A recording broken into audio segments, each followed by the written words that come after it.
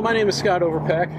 I'm the warning coordination meteorologist here at the National Weather Service office in Albuquerque, New Mexico. And I'm actually here on location at the Albuquerque Flood Control Authority with Kevin Troutman.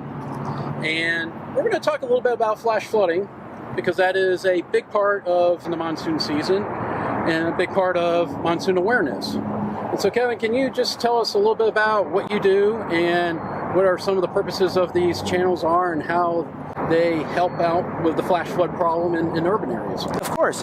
The Albuquerque Metropolitan Arroyo Flood Control Authority's responsibility is to preserve life and property throughout the region, and we've done that through the construction of built infrastructure such as the channels that you see here to make sure that everybody's houses are safe.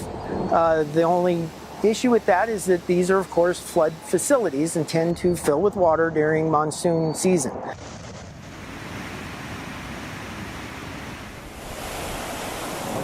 Channels like this can fill up in a matter of seconds with water. I've seen it go from 0 to 4 feet in 31 seconds. We timed it one time.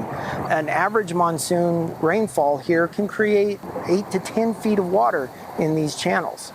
And some rainstorms can occur up in the mountain faces, and here where we're a good 10 miles away, we'll be dry, sunny, hot, and a wall of water will come rushing through here because of rain further upstream. And that's a big hazard, that you don't see the rainstorm that's on you, it's the rainstorm above you. You get a rainstorm a couple miles away and it's flowing down through the channel. So what are people doing in these channels that they really shouldn't be doing? We have people who are camping in the channels, particularly in box culverts. We have a lot of skateboarders and a lot of just people going from point A to point B. A lot of people think that taking cover under a bridge during a rainstorm is a good idea, and that's where a number of people have been washed away because they just don't see the water coming.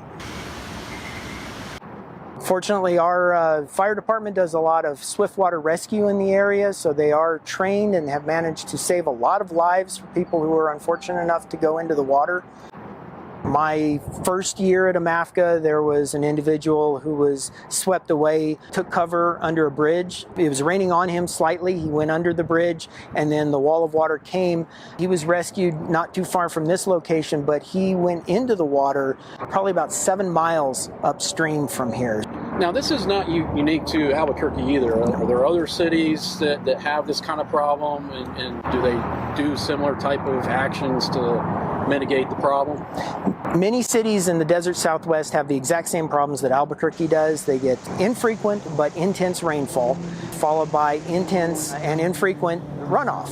Unfortunately, when the runoff is that infrequent, nobody thinks that water's ever going to show up in any one of these channels.